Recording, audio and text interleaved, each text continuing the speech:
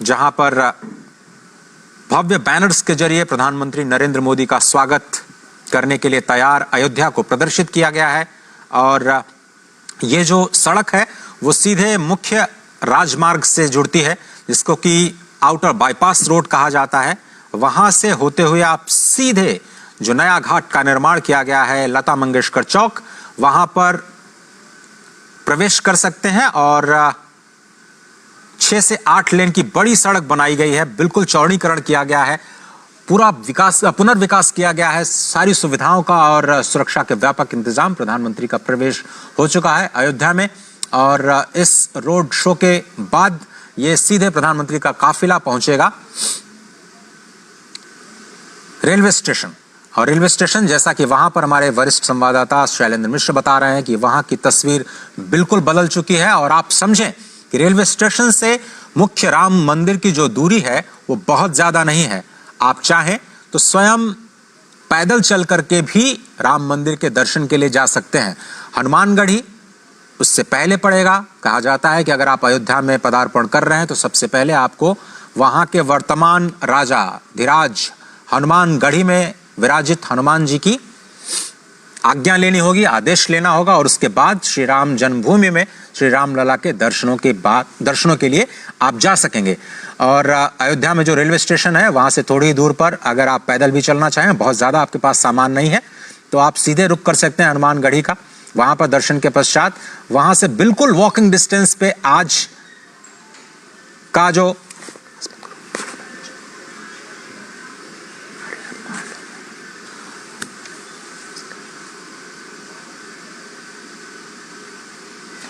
आशुतोष शुक्ला हमारे साथ जुड़ रहे हैं हनुमानगढ़ी से। नमस्कार आशुतोष, बहुत धन्यवाद वक्त निकालने के लिए। थोड़ा सा हमें माहौल पहुंचाने की कोशिश करिए अपने जरिए, अपने शब्दों के जरिए। क्या है वहां पर प्रधानमंत्री के आगमन के बाद अयोध्या में क्या कुछ बदला?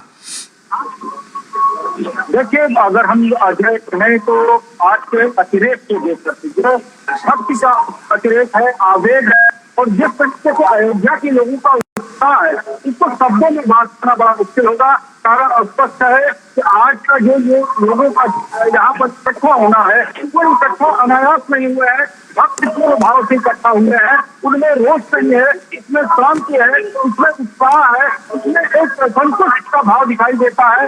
अयोध्या यही संस्कृति आती थी वर्षों वर्ष को, 500 वर्षों के लगातार संघर्ष के बाद जब यह स्थिति आई है कि भगवान श्री राम लला की प्रतिष्ठा से प्रधानमंत्री नरेंद्र मोदी 22 जनवरी को आएंगे। लेकिन उसके पूर्व अयोध्या को नवनिर्मित करने के लिए, अयोध्या को पूरी तरह से धार्मिक पर्यटन के रूप में, धार्मिक पर्यटक स्थल के रूप में विकसित करने के लिए अनेकों कार्यक्रम, जिसमें एयरपोर्ट हो, चाहे रेलवे स्टेशन हो, चाहे यहाँ सड़कों का सुधार हो, या मूलभूत सुविधाओं का विकास हो, जिससे कि देश और विदेश से आने वाले भक्तों को कोई समस्या न यहाँ पर हो, उन सारी चीजों की व्यवस्था प्रधानमंत्री और मुख्यमंत्री और उत्तर प्रदेश और केंद्र की सरकारों का जो सौजन्य रहा है, सौजन्य को यहाँ पर धन्यवाद देने के लिए अयोध्यावासी पूरे नगर सड़क के दोनों तरफ जो है यहाँ पर इकट्ठा हुए हैं। आशुतोष, आप मुझे थोड़ा सा वो मार्ग बता सकते हैं जहां इस वक्त हम देख रहे हैं तस्वीरों में प्रधानमंत्री कौन से रास्ते से जा रहे हैं और उसके बाद कैसे हनुमानगढ़ी होते हुए, उस रास्ते से होते हुए रेलवे स्टेशन तक पहुंचेंगे? वो थोड़ा खाका खींच सकते हैं हमारे लिए? बिल्कुल अजय, अगर आप जो है राजधानी लखनऊ की तरफ चलते हैं तो राजधानी लखनऊ से गोरखपुर को जो हमारा हाईवे जाता है, उस हाईवे पर अयोध्या धाम जो है वहां से प्रवेश करते ही अयोध्या धाम में आपको जो है इस बात का एहसास होगा। और खासतौर पर यहाँ पर जो व्यवस्था की जा रही है, इस तरह से की जा रही है कि जो भक्त अपने भावों को लेकर के आए, उन्हें यहाँ पर प्रवेश करते ही अयोध्या में वातावरण दिखाई दे और वह धर्म पथ कहलाता है, जिस पर प्रधानमंत्री नरेंद्र मोदी उतर करके लोगों से अभिवादन स्वीकार करेंगे, लोगों से मुलाकात करेंगे। धर्म पथ से होते हुए प्रधानमंत्री लता मंगेशकर की याद में बनाए गए चौराहे पहुंचेंगे और कहीं न कहीं इसके पीछे संपूर्ण अयोध्या का जो नव निर्माण किया जा रहा है, इसके पीछे चाहे साहित्य हो, चाहे संगीत हो, सबको एक नृत्य भाव देकर किया जा रहा है।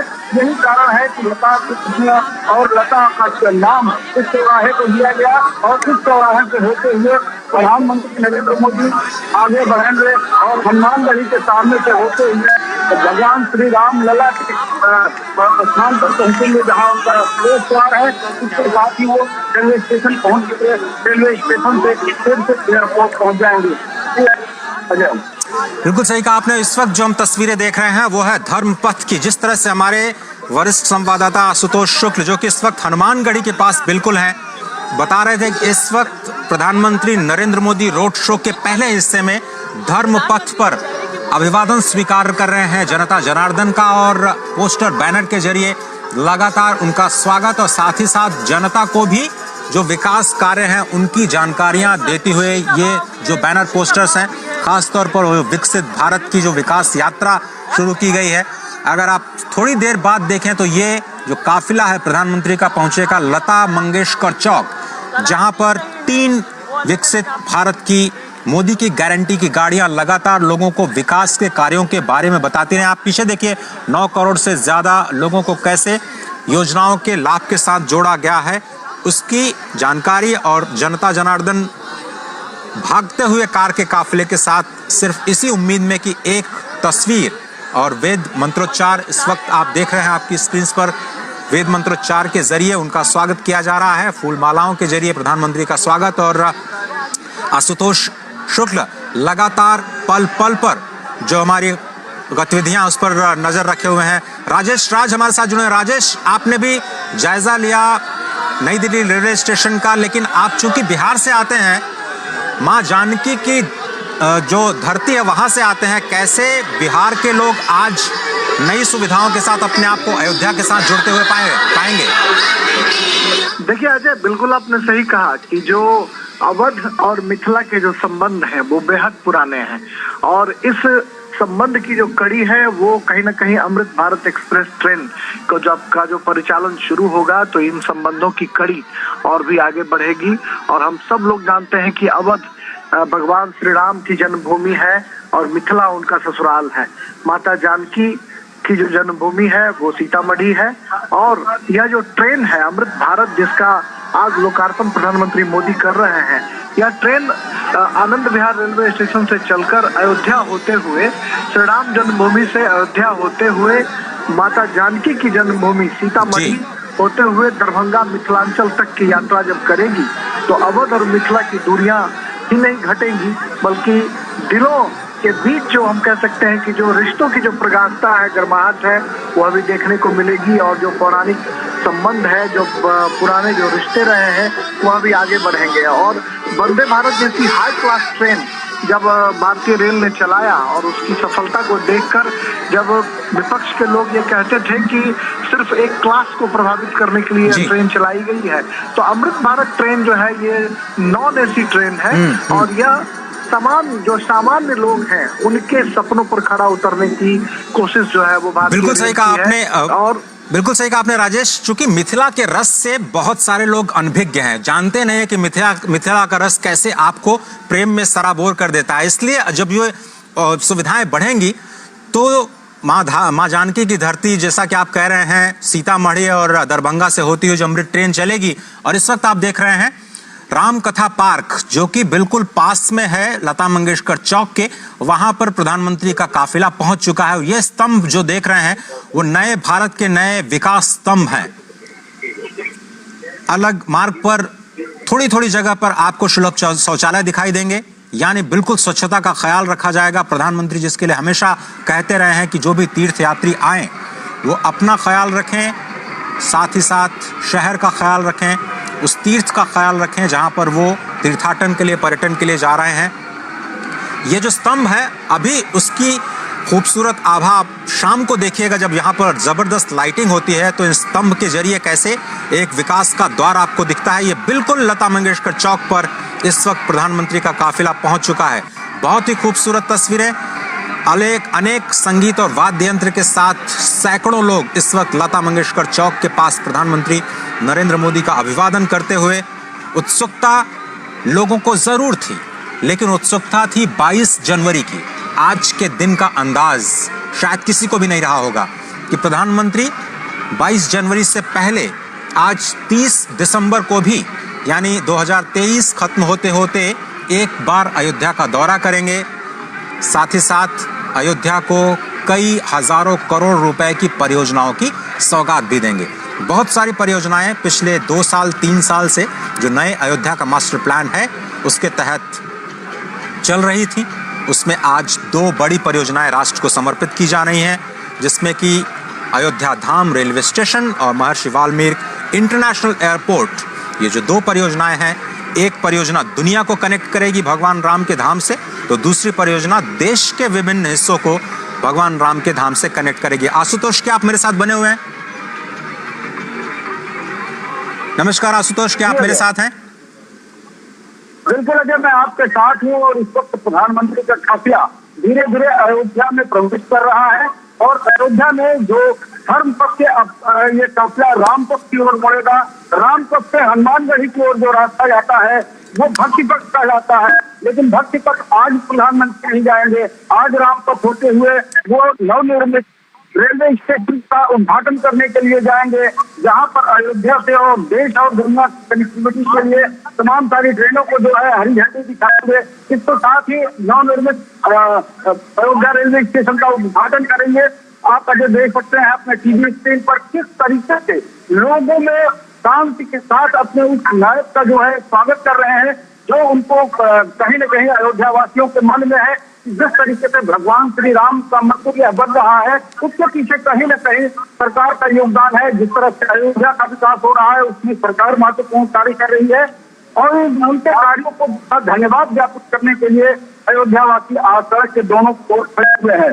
वास्तव में अगर हम कहें तो राम का जो स्वरूप है, राम का जो वांग्मय है, वह एक विराट स्वरूप है, वह एक विराट वांग्मय है। उस वांग्मय में संपूर्ण राष्ट्र समाहित होता है और जब बात राष्ट्रीय एकीकरण की होती है तो बात सिर्फ यही होती है कि भगवान राम का जो स्वरूप है वही राष्ट्रीय एकीकरण का एक मत स्वरूप है। और यही कारण है कि अल्लामा इकबाल ने भी भगवान राम को जो है इसको इकरार हिंद कहा।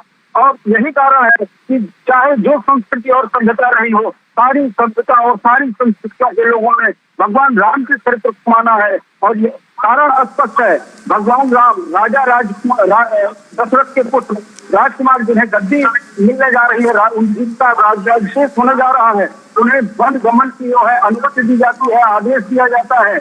और जब भगवान राम राजकुमार के रूप में वन में जाते हैं और वहां से 14 वर्ष के बाद लौट करके आते हैं तो मर्यादा पुरुषोत्तम श्री राम के रूप में होते हैं।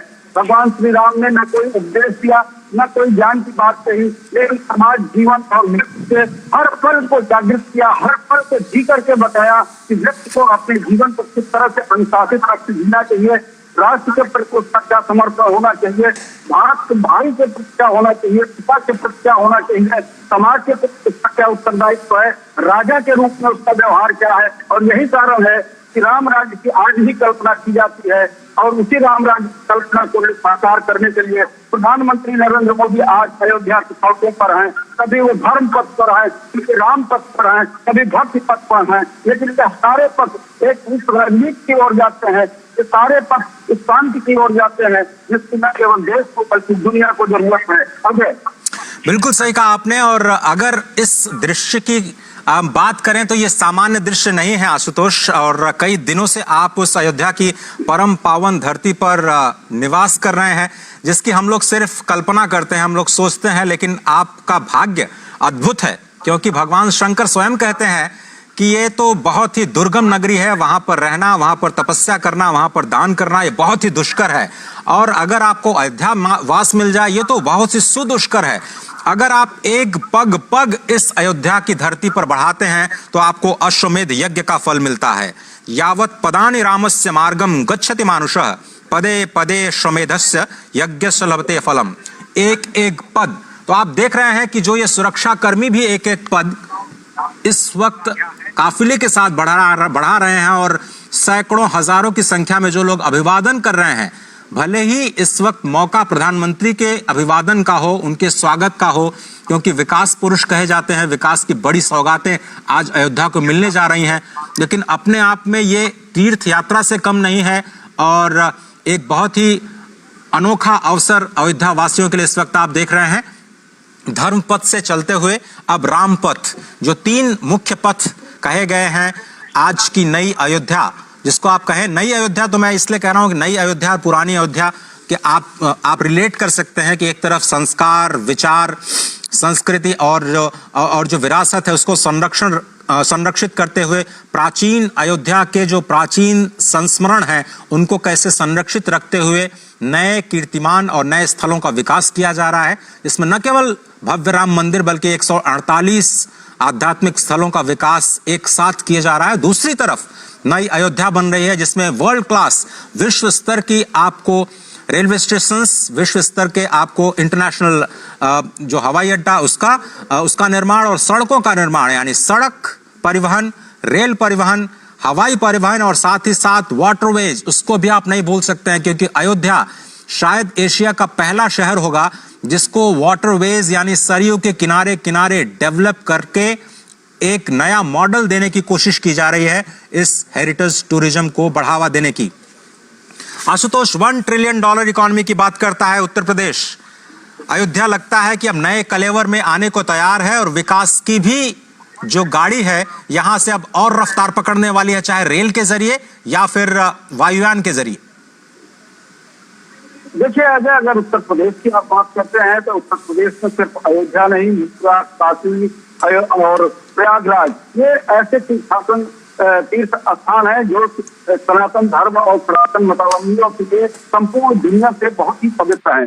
यहाँ पर जो भी व्यवस्था होगी, जो भी आर्थिक विकास होगा, जितना यहाँ की संरचना बढ़ाई जाएगी उतना ही आर्थिक विकसित होने का अच्छी संभावनाएं यहाँ पर अपार रूप से हैं। वाराणसी में जब से विकास के कार्य जो है तमाम स्तर पर है, काशी विश्वनाथ कॉरिडोर बना, आप जान सकते हैं कि वहाँ पर किस तरह से दर्शनार्थियों की तादाद में वृद्धि हुई, किस प्रकार से वहाँ का कृषि उद्योग जो है वो विकसित हुआ, किस तरह से आसपास की जो खपत की, चाहे वो सब्जी की हो चाहे अन्य चीजों की हो, सारी खपत बढ़ी और समाज के सारे तबकों को जो है उसका लाभ मिला, आर्थिक रूप से उन्हें संपन्नता आई। वही स्थिति कमोबेश अयोध्या में भी लाने की कोशिश की जा रही है। जब पर्यटन बढ़ेगा, लोग आएंगे, जरूरतें बढ़ेंगी और उसके बाद जो है कहीं न कहीं जो है अयोध्या के लोगों की जो वार्षिक इनकम है उसमें भी फर्क पड़ेगा, उनके रहन सहन में फर्क आएगा।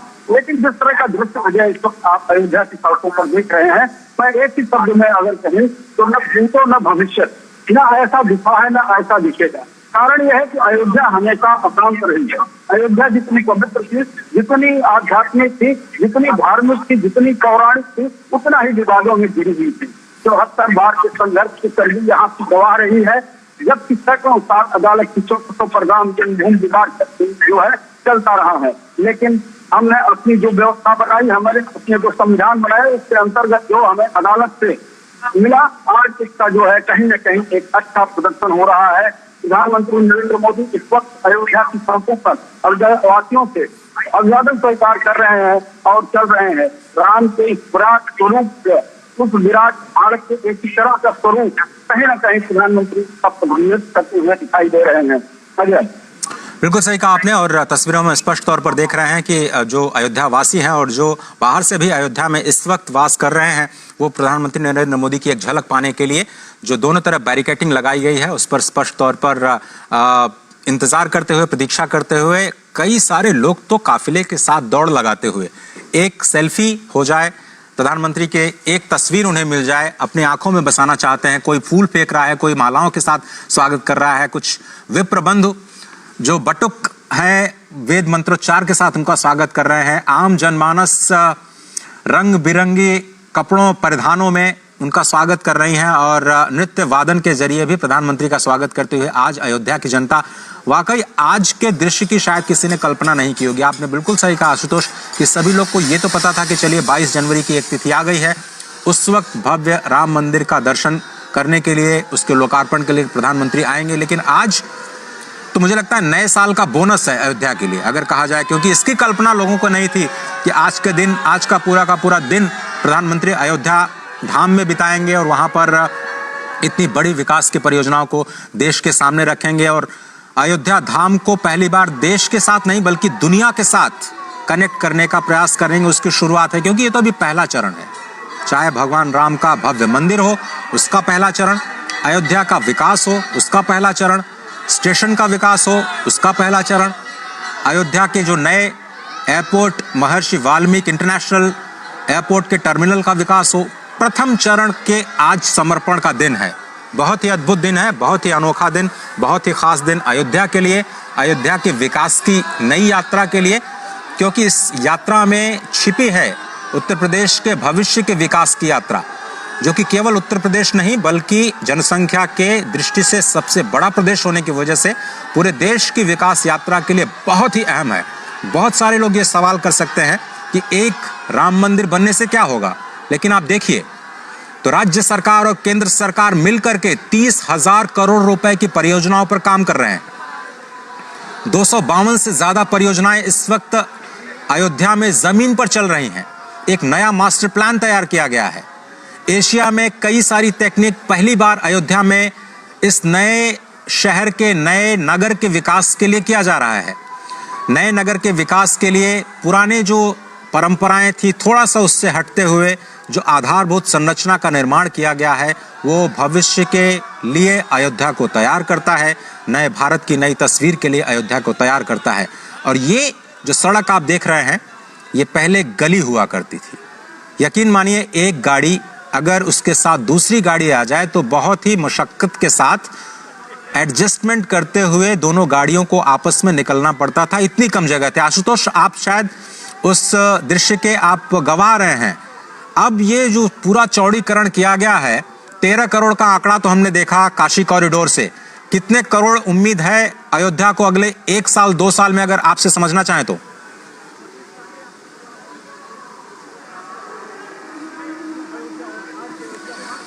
चलिए आशुतोष से हम संपर्क करने की कोशिश करेंगे। जी जी जी जी अजय, तो पहले मैं आपको बताना चाहूंगा कि जो भौतिक वातावरण है वो सुविधा भक्तों को प्रदान करता है, लेकिन आकर्षण जो है निश्चित की होती है, उस जगह की होती है, उस देवता की है जो सबको आकर्षित करता है, जो अपने पथ से अपने मार्ग पर चलाने के लिए लोगों को प्रेरित करता है।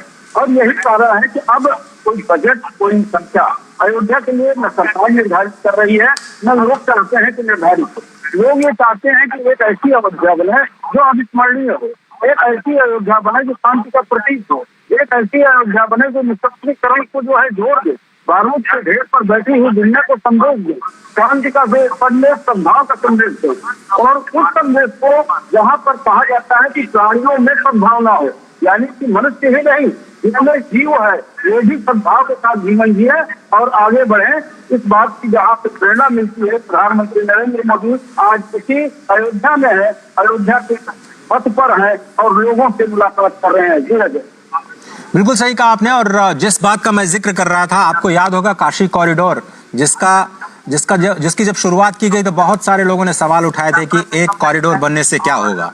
आंकड़ा आपके सामने है, 13 करोड़ लोग आ चुके हैं, रिकॉर्ड बनते जा रहे हैं, वहां पर होटल्स ठहरने की जगह नहीं मिल रही है। अयोध्या का भी वही हाल होने वाला मुझे लगता है 1 साल बाद। आशुतोष,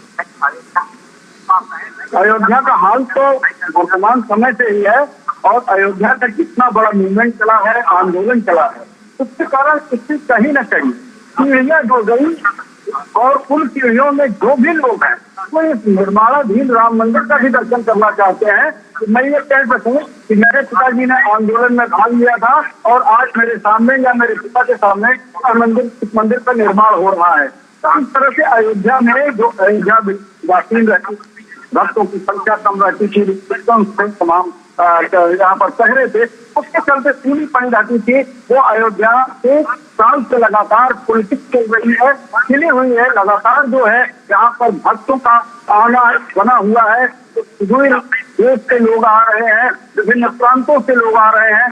भाषा और भौगोलिक सीमाएं अयोध्या आने के लिए टूट गई है। लोग सिर्फ रामलला विराजमान का दर्शन चाहते हैं, रामलला विराजमान के बाद भगवान राम की स्तुति करके उनका आशीर्वाद चाहते हैं। और यही कारण है कि प्रधानमंत्री नरेंद्र मोदी उस जनभावना के अनुरूप व्यवहार करते हुए एक नायक के तौर पर अयोध्या की सड़कों पर अजय आपको दिखाई दे रहे हैं। अजय, बिल्कुल सही कहा आपने। और स्पष्ट इन तस्वीरों से ये हो जाता है कि आज प्रधानमंत्री जब पहुंचे हैं अयोध्या की धरा पर, और ये सीधी तस्वीरें हम आपको इस वक्त दिखा रहे हैं, ये है रामपथ।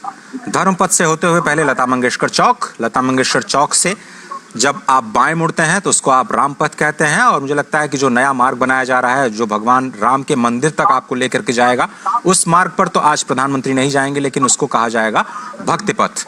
4 स्पेशल कॉरिडोर्स बनाए जा रहे हैं जिसमें 3 पर काम पूरा हो चुका है।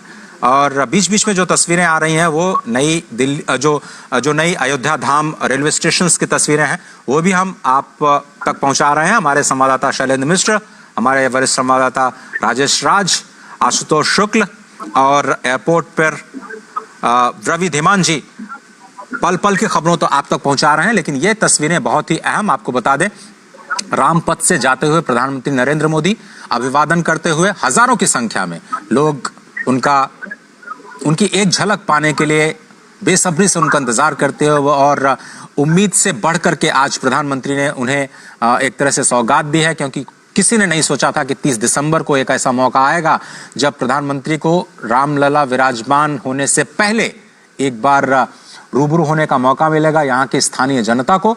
और न केवल रूबरू होने का मौका मिलेगा बल्कि प्रधानमंत्री खुद आज कई ऐसी परियोजनाएं अयोध्या के विकास के लिए सौंपेंगे जो भविष्य की एक बुनियाद, एक मजबूत बुनियाद बनाता हुआ नजर आएगा। राजेश, क्या आप मेरे साथ हैं?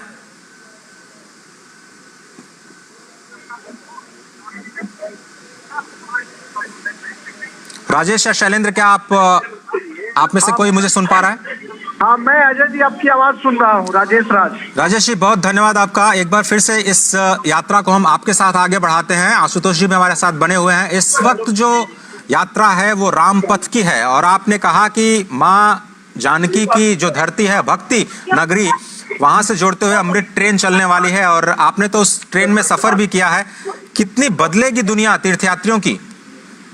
देखिए, बिल्कुल आपने सही कहा कि भगवान श्री राम की जो जन्मभूमि है अयोध्या, यह करोड़ों जो लोग हैं हिंदुस्तान के, जो राम में आस्था रखने वाले लोग हैं, उनकी कहीं ना कहीं एक बड़ी तीर्थस्थली है।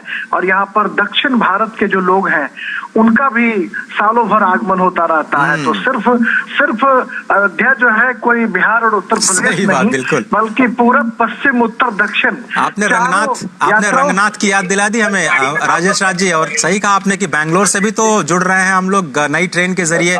बहुत जल्दी विश्वेश्वरैया टर्मिनल से अयोध्या को जोड़ते हुए नई ट्रेन वहां से भी चलने वाली है। बिल्कुल, आज जो 2 अमृत भारत ट्रेन का परिचालन हो रहा है अजय, उसमें अयोध्या से एक दरभंगा और दूसरी जो ट्रेन है वो मालदा टाउन और बेंगलोर के बीच जो है वो अमृत भारत का परिचालन हो रहा है। और आने वाले दिनों में ये उम्मीद की जा रही है कि जैसे अयोध्या धाम रेलवे स्टेशन का कायाकल्प कर दिया गया, रात जब रेल मंत्री अश्विनी वैष्णव का मैंने इंटरव्यू किया था तो अश्विनी वैष्णव ने यही कहा कि आज इसकी कैपेसिटी 20,000 है, लेकिन आने वाले दिनों में 1 लाख लोगों के आवाजाही की कैपेसिटी बनाने की क्षमता हम अयोध्या धाम रेलवे स्टेशन पर रखेंगे। और स्टेशन के सबसे ऊपरी हिस्से पर जाकर के जब हमने देखा तो एक रूफ जो है वो तैयार किया गया है, जिस पर भी मुसाफिर आकर के बैठने का काम करेंगे। रूफ लॉन्ज उसको कहा जाएगा, और वो एक बेहद खूबसूरत नजारा प्रस्तुत कर रहा है।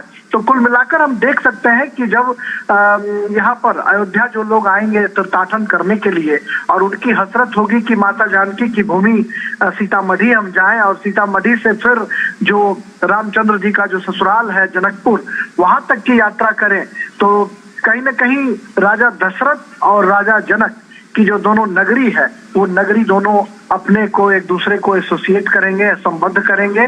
और जो यहाँ तीर्थाटन करने वाले लोग हैं राजेश, जब भगवान जब करेंगे राजेश जी, जब भगवान राम की वर यात्रा श्री अयोध्या धाम से निकली जनकपुर पहुंचने के लिए, तो कई सारे दिन लग गए, क्योंकि उस वक्त तो रोज लोग पैदल चला करते थे, रथ के द्वारा चला करते थे। लेकिन आज जो यात्रा है विकास की इस नए परिवेश में, आधुनिक परिवेश में, समय की जो सीमा है बहुत कम हो जाएगी। ये जो अमृत ट्रेन आप बता रहे हैं, कितना समय लगेगा पहुंचने में माँ जानकी की धरती से भगवान राम के अयोध्या धाम तक?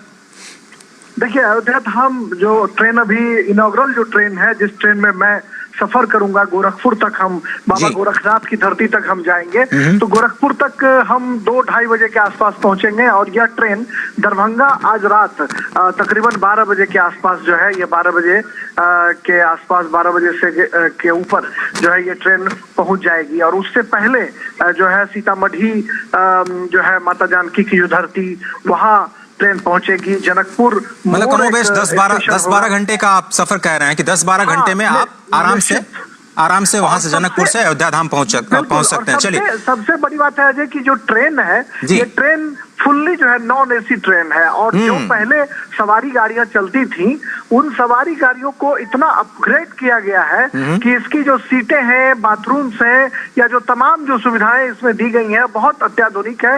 हर एक बर्थ पर मोबाइल चार्जिंग की व्यवस्था की गई है, पानी के बोतल रखने की व्यवस्था की गई है, मोबाइल फोन आप आराम से वहां पर रख सकते हैं। तो कुल मिलाकर हम देख सकते हैं कि जो पहले लोगों को एक कुप्पे में चार्जिंग पॉइंट के लिए जूझना पड़ता था लोगों को, वो तमाम संकट जो है वो इसमें दूर हो चले हैं। बाथरूम्स भी बहुत खूबसूरत बाथरूम है, अत्याधुनिक सुविधाओं से लैस है। पैर जो है पैर से द्वारा संचालित होगा, वो जो नल की जो नल अगर खोलने की जरूरत है तो सीधे पैर आप अगर पुश करेंगे तो पैर से ये ट्रेन जो नल है वो नल चालू हो जाएगा। आधुनिक सुविधाओं का बिल्कुल इस्तेमाल किया गया, आप सही कह रहे हैं।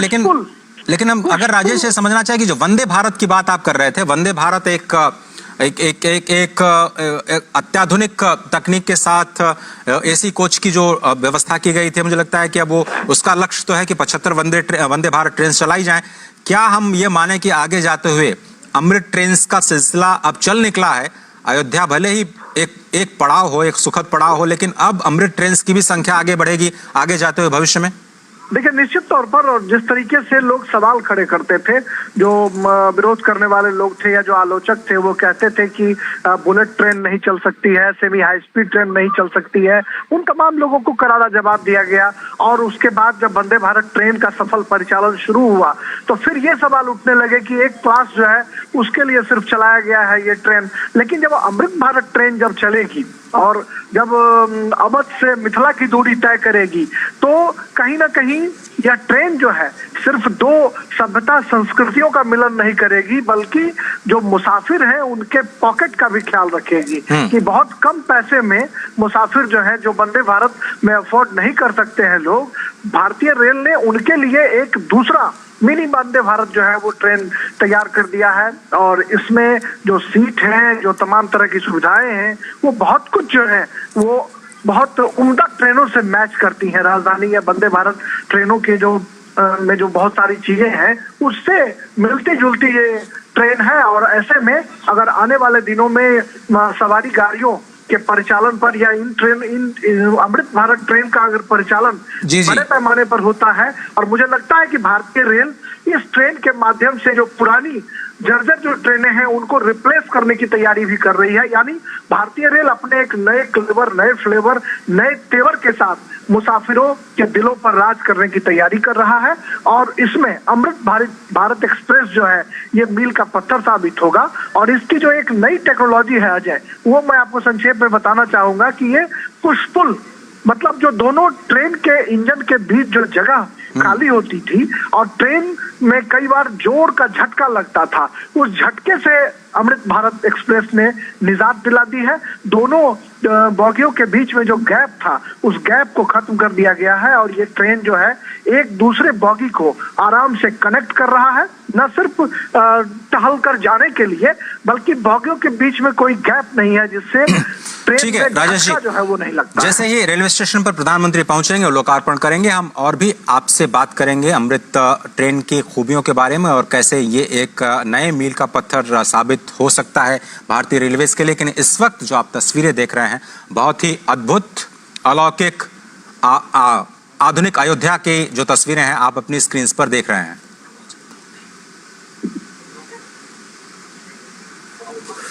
स्पष्ट तौर पर ये जो रामपथ से तस्वीरें हम आप तक पहुंचा रहे हैं, प्रधानमंत्री नरेंद्र मोदी वहां पर पहुंचे हैं और अयोध्या के जो वासी हैं वहां पर उनका स्वागत करते हुए और सभी का अभिवादन करते हुए प्रधानमंत्री ये कोशिश करते हैं कि कोई छूट न जाए, जहां तक हो सके वो जनता के साथ संवाद करने का, अपने हाथों के अभिवादन के माध्यम से, अपने आंखों के माध्यम से लगातार सबसे बातचीत करते हुए, अभिवादन स्वीकार करते हुए, प्रणाम स्वीकार करते हुए, स्वयं अभिवादन करते हुए, सभी के स्वागत का उत्तर देते हुए प्रधानमंत्री नरेंद्र मोदी, आप देख रहे हैं ये रामपथ की तस्वीरें। जैसा कि हमारे संवाददाता लगातार बता रहे थे कि सीधे जो आउटर बाईपास रोड है वहाँ से आप धर्म पथ पर प्रवेश करेंगे, जहाँ पर शुरुआत की प्रधानमंत्री ने, और भव्य स्तंभों के जरिए स्वागत किया गया उनका, और सैकड़ों हजारों की संख्या में जनता ने उनका अभिवादन किया। उसके बाद काफिला पहुंचा लता मंगेशकर चौक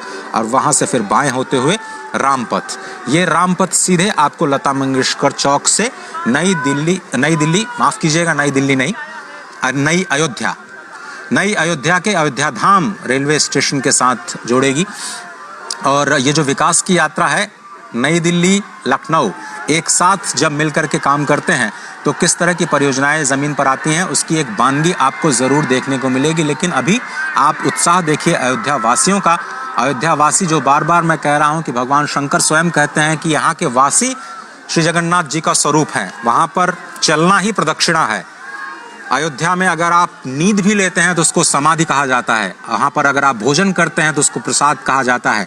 स्पष्ट तौर पर आज बाबा नागेश्वर नाथ जो कि वहाँ के महादेव हैं बहुत ही प्रसन्न होंगे। लता मंगेशकर चौक पर जो राम की पैड़ी है, वहाँ पर जिनका दिव्य भव्य मंदिर है, वहाँ पर भी सैकड़ों हजारों की संख्या में रोज लोगों का जमावड़ा होता है और भगवान महादेव आज बहुत ही प्रसन्न होंगे। आज इस विकास यात्रा को देख करके, अयोध्या वासियों के मन में जो उत्साह है उसको देख करके, और जो विकास की नई धारा बही है और जो सौगातें अयोध्या को मिलने वाली हैं आने वाले दिनों में, उसको देख करके अयोध्या के जितने भी लोग हैं स्वयं अपने आप को रोक नहीं पा रहे हैं इस वक्त अपने अभिवादन के लिए, प्रधानमंत्री के स्वागत के लिए। रामपथ से बढ़ता हुआ ये प्रधानमंत्री का काफिला, स्पष्ट तौर पर ये कहा जाता है कि जो अयोध्यापुरी है वो पापियों को दुर्लभ है।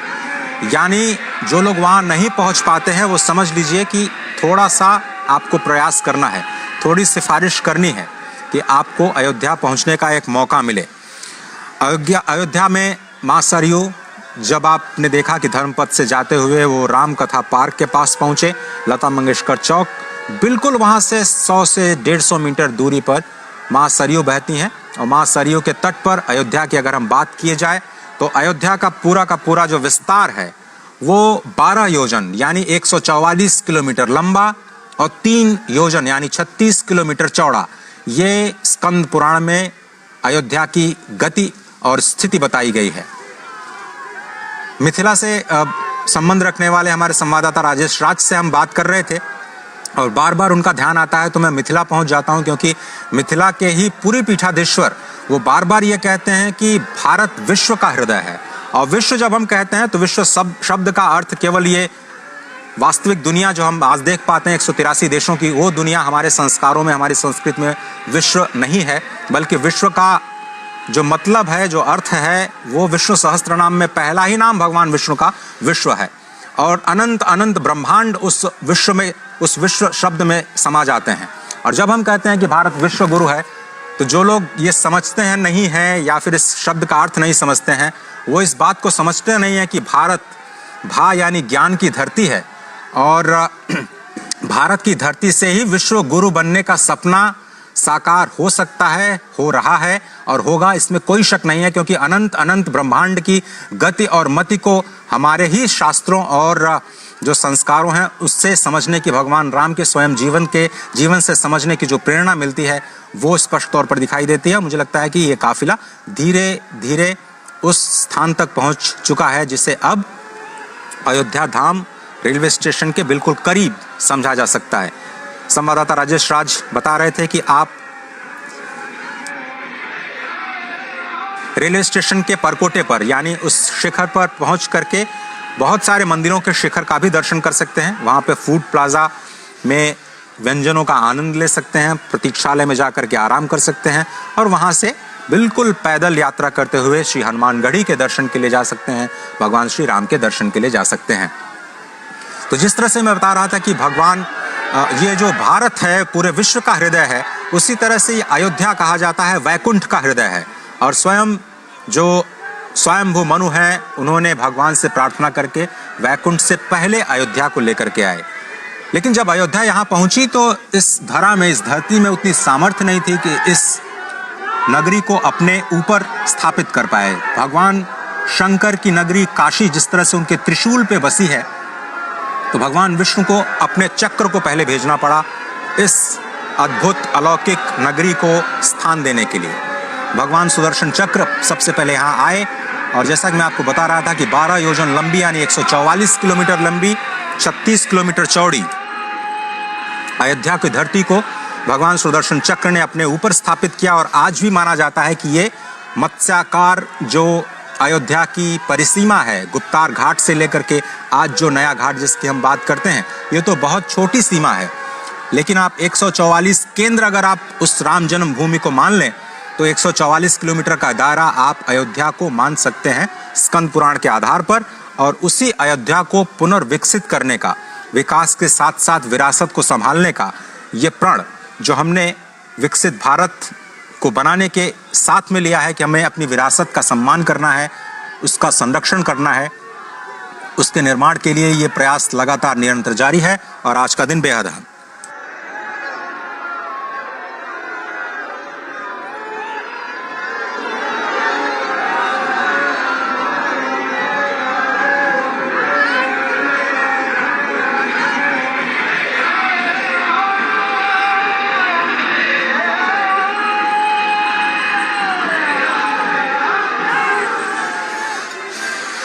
हमारे संवाददाता शैलेंद्र मिश्र, राजेश राज और आशुतोष शुक्ल लगातार स्थिति पर नजर बनाए हुए हैं।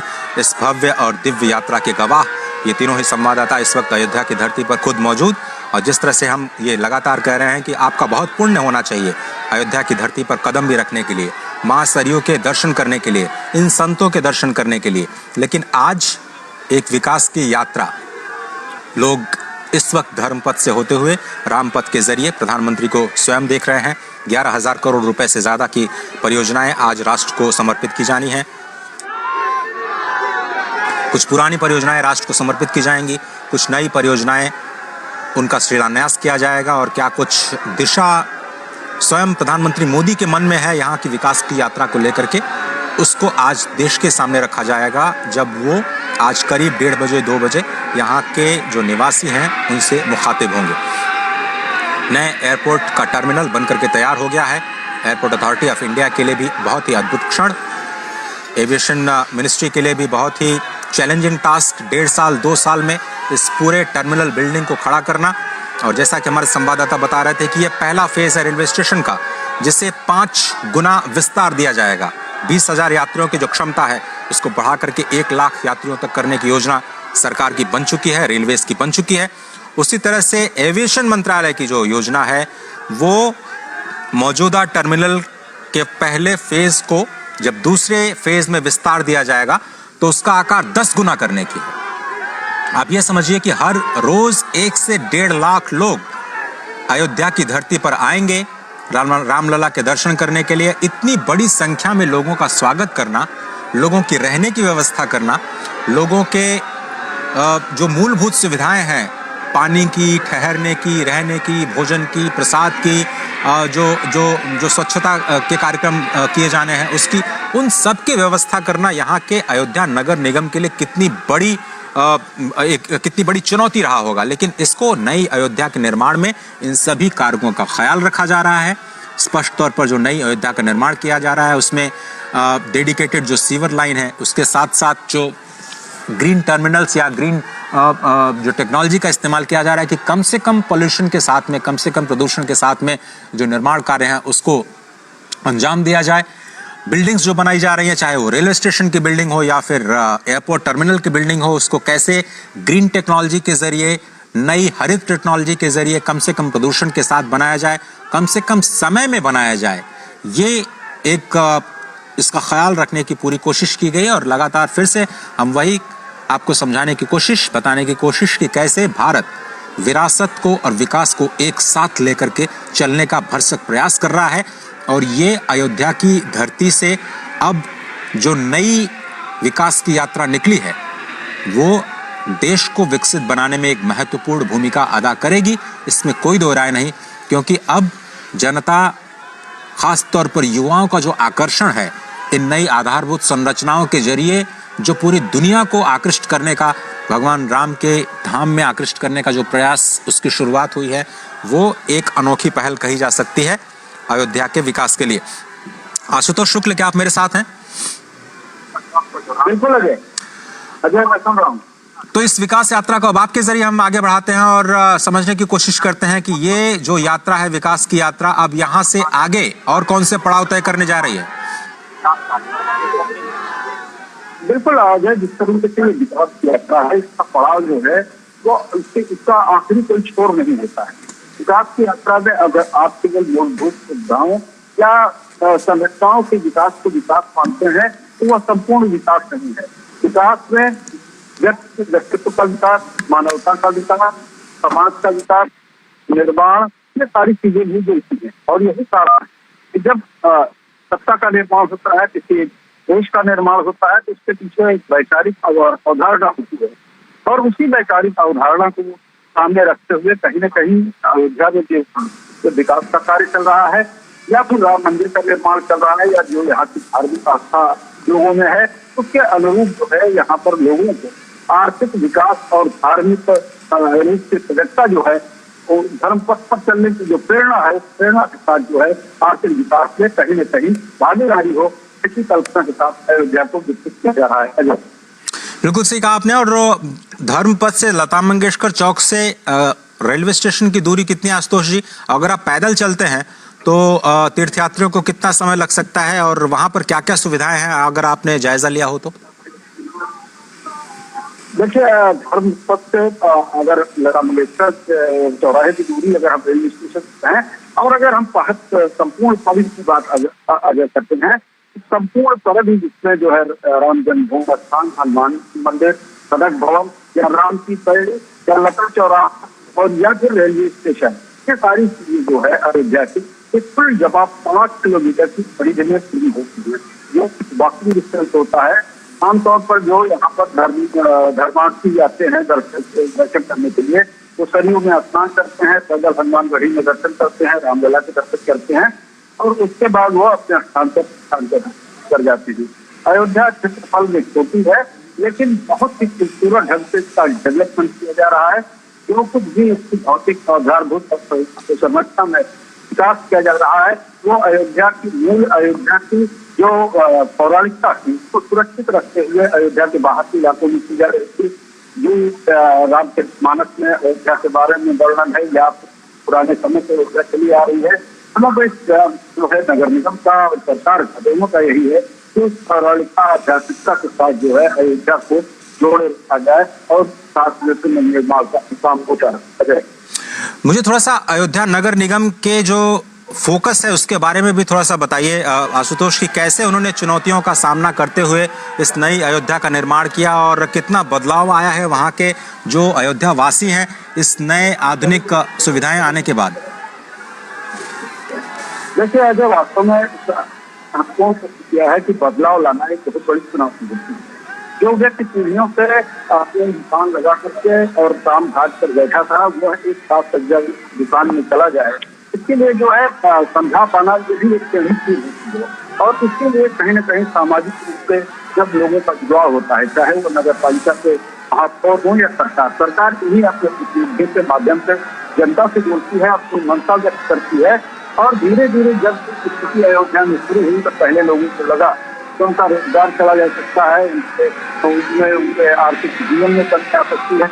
लेकिन जब पुनर्निर्माण का दौर शुरू हुआ और उन्होंने देखा 7 सज्जा से युक्त अयोध्या में धर्मार्थियों का भी संख्या बढ़ी है, उनका जो है बिक्री बढ़ी है, उनका उत्पादन बढ़ा है, तो निश्चित रूप से जो है उन्हें संतोष प्राप्त हो रहा है। और आज तमाम सारे जो आधारभूत संरचनाएं सरकार यहाँ पर चला रही है, लोग उसमें सहभागी होकर के उसके निर्माण में अपनी सहायता प्रदान कर रहे हैं। अजय, बिल्कुल सही कहा आपने। और ये जो तस्वीरें हम दिखाने का प्रयास कर रहे हैं अपने दर्शकों को, स्पष्ट तौर पर आज पदार्पण हुआ प्रधानमंत्री नरेंद्र मोदी का अयोध्या की धरती पर, और नए साल का तोहफा, इंतज़ार, प्रतीक्षा जनता जनार्दन की कि क्या कुछ नई घोषणाएं, नई सौगातें आज अयोध्या को मिल सकती हैं। 11,000 करोड़ से ज़्यादा की परियोजनाओं का शिलान्यास और लोकार्पण किया जाना है। आज अंतर्राष्ट्रीय एयरपोर्ट जो कि पहली बार अयोध्या में बन करके तैयार हुआ, और उत्तर प्रदेश का देखिए 6 से ज़्यादा इंटरनेशनल एयरपोर्ट्स, गोरखपुर के साथ में ही वाराणसी के बाद आप थोड़ा सा रुख करिए तो अयोध्या के बाद लखनऊ के बाद एशिया का सबसे बड़ा एयरपोर्ट जेवर में बन करके तैयार होगा। तो आप समझिए कि उत्तर प्रदेश की जो अर्थव्यवस्था है उसको किस तरह से गति देने की कोशिश की जा रही है। और प्रधानमंत्री इस बात को समझते हैं कि जिस तरह से उन्होंने गुजरात में विकास का कार्य किया और विकास के कार्यों को आगे बढ़ाया, और उसका देश की जीडीपी में किस तरह से 11-12% के ग्रोथ के साथ एक ज़बरदस्त योगदान देखा गया, जबकि वहाँ की आबादी सिर्फ 6 करोड़ के आसपास है। अगर उसके 5 गुने या उससे थोड़ा सा ज़्यादा अगर जनता तक विकास के कार्य उत्तर प्रदेश में पहुंचाए जाएं तो उसका मल्टीप्लायर इम्पैक्ट बहुत ज़बरदस्त हो सकता है।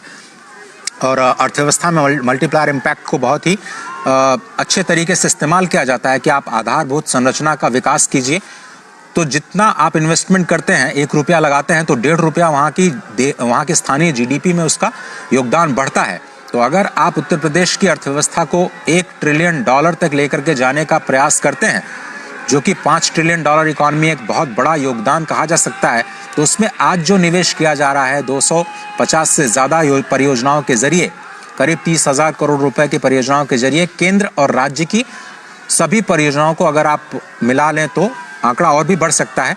लेकिन अभी जो लेटेस्ट आंकड़े हमारे पास है उसके मुताबिक 30,000 करोड़ रुपए का जो घोषणा मुख्यमंत्री योगी आदित्यनाथ ने की थी।